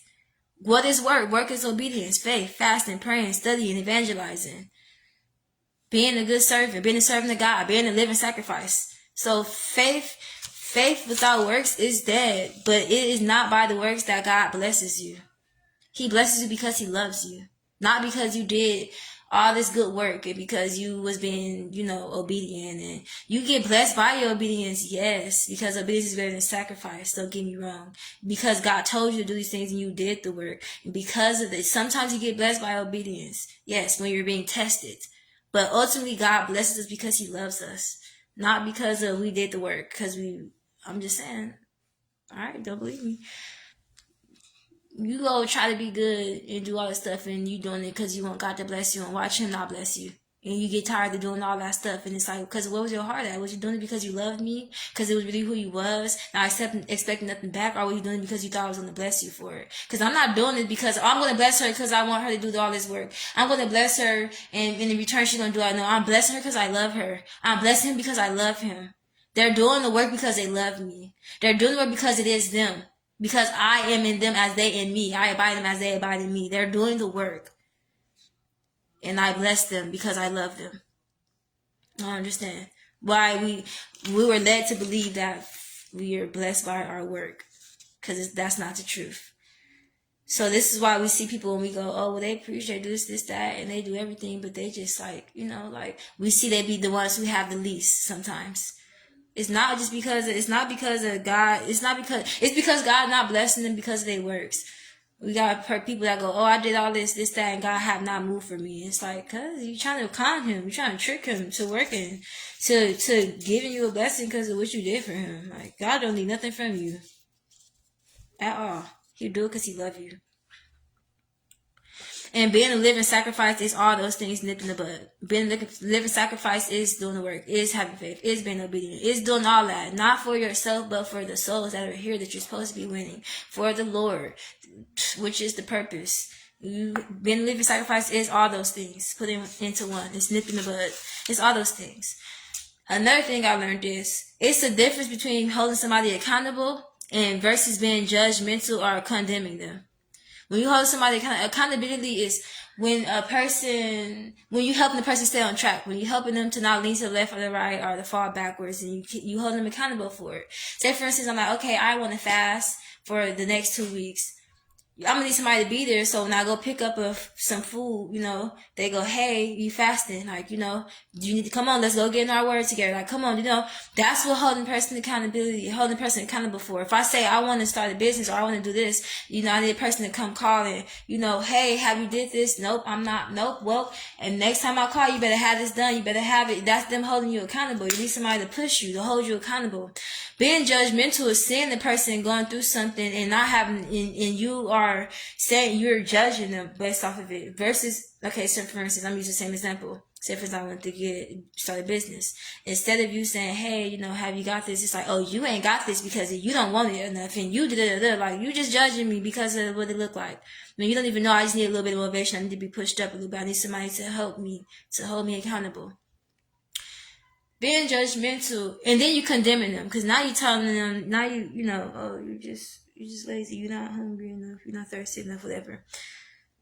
Being a person that's holding a person, another difference between accountability versus being judgmental and condemning a person. Period. Because that's what I learned. Sometimes, like with me, when I'm going through stuff, I just need to be held accountable. Like, I don't need to be judged or condemned because of what I'm going through. Because when you judge somebody and you condemn them, it sends them further away versus when you hold them accountable, it brings them closer to the Lord. So you got to know the difference. You got to know the difference between accountability, being an accountability partner, because we all need one, versus being somebody who's judging the person, coming and being judgmental to them. And, saying stuff to them that is not true or that might hurt them or might cause for them to receive demons. Because what I learned is there's a lot of stuff, like there's just so much stuff that people don't see when they look at you. I'm gonna put it that way. There's a lot of stuff that I had to realize, there's a lot of stuff that people just don't see. So much stuff people don't see when they look at me because they don't take the time to. When you just take the time and you be patient, you see a lot of stuff that you wouldn't have saw if you were just trying to glance or take move quick or just say something or do something. Like, when you take the time and be patient, you find out what, the things that you were missing. And you gotta be, you have to ask yourself, like, especially when it comes to people, like, are you sure? Is you sure it's not just warfare? It's not just warfare? Like, are you sure? Before I judge you or condemn you, like, you sure? I know you ain't been feeling like, you sure it's not warfare? Like, because most times it be warfare. It don't even be with the person who's going through. And because of that, you gotta not put your mouth on stuff, on people. You gotta be patient and slow to speak and quick to hear. Period. It is what it is, because it's one thing to have an opinion, but it's another thing for it to be really the truth. A lot of times you come in and you opinionated over a person versus their truth, and then you get mad when they correct you about their own life or they correct you about their truth. You don't know. Y'all don't share the same soul. Y'all might share the same spirit, but not the same soul, so you don't know. So be observant. Just be observant. That's really it though. Like, I ain't really had much. I know I've probably been on here for like at least a good hour, some change. That's it. But then when I come back though, I'm not gonna say when. I might be back 3-4 months from now. Who knows? Or I might be back tomorrow. Or I might be back next week. But I am gonna come with some stuff. I got some teachings. I got some stuff. I'm loaded, locked and loaded. Y'all thought I was just going and I didn't have no work. I had work. I was doing the work. If you just take the time out of the day, y'all, just take the time out your day. If you notice your sister or brother been missing and they ain't been, take the time out. And okay, first of all, when you go into it selfless. This is what we learned today, right? Go into the situation selfless, not selfish. Selfless. You go into the situation selfless, and you are there to be at aid to help them. If you are speaking to them about what the Lord is saying, that's you helping to hold them accountable. But you're going in to help them. You ask them, are they okay? What do they need? in order for them to be helped. You know, like you go in selfless. You don't go in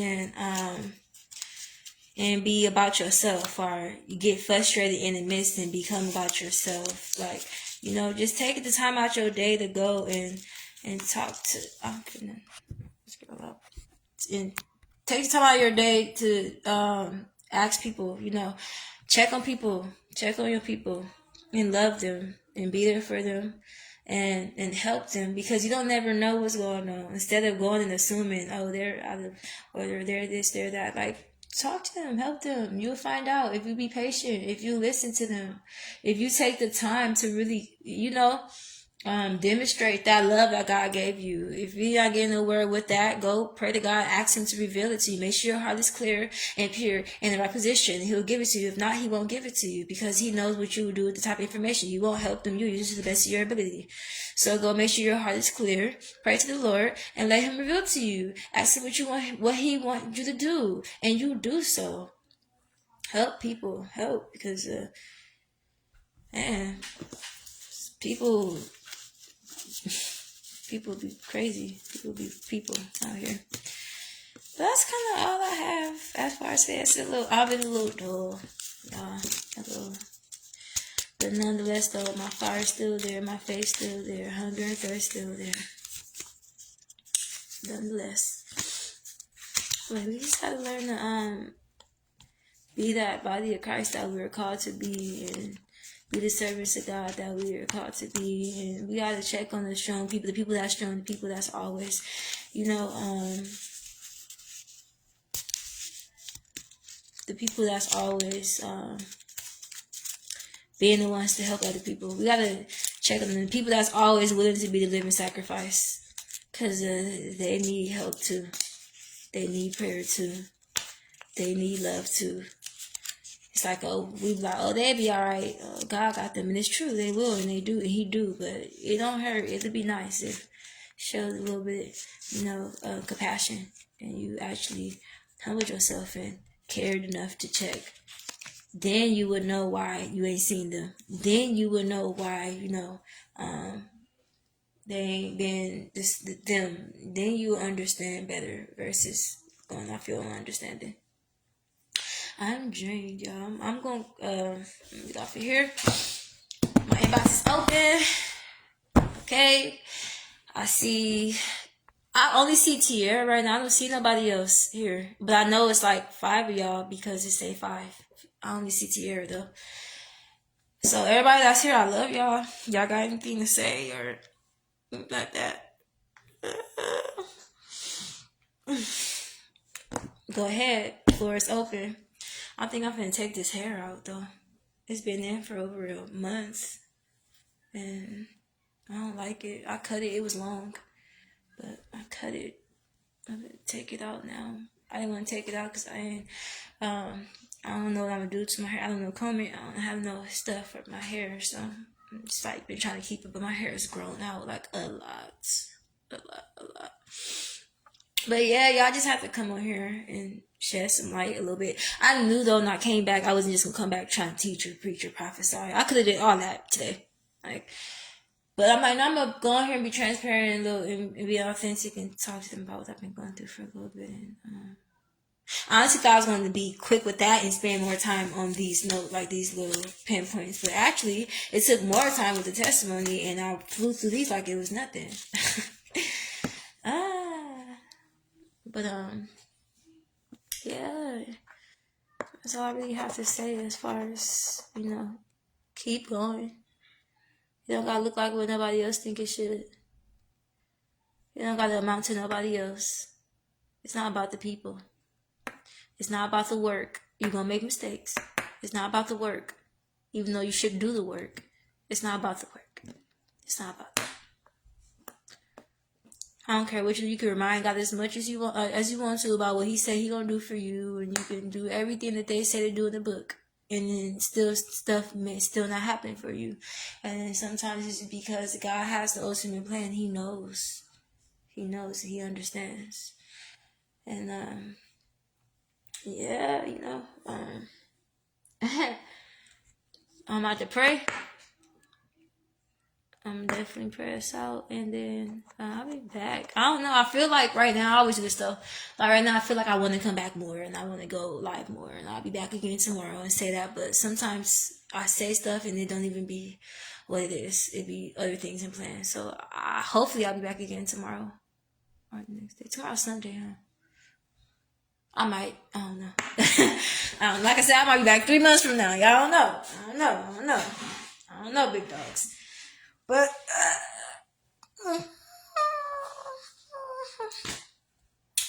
Father God, we come to you today just saying thank you for allowing us to be here. Thank you for allowing us to receive. Hopefully everybody took something from this, allowing you to be a safe space for us and helping us become safe space for each other,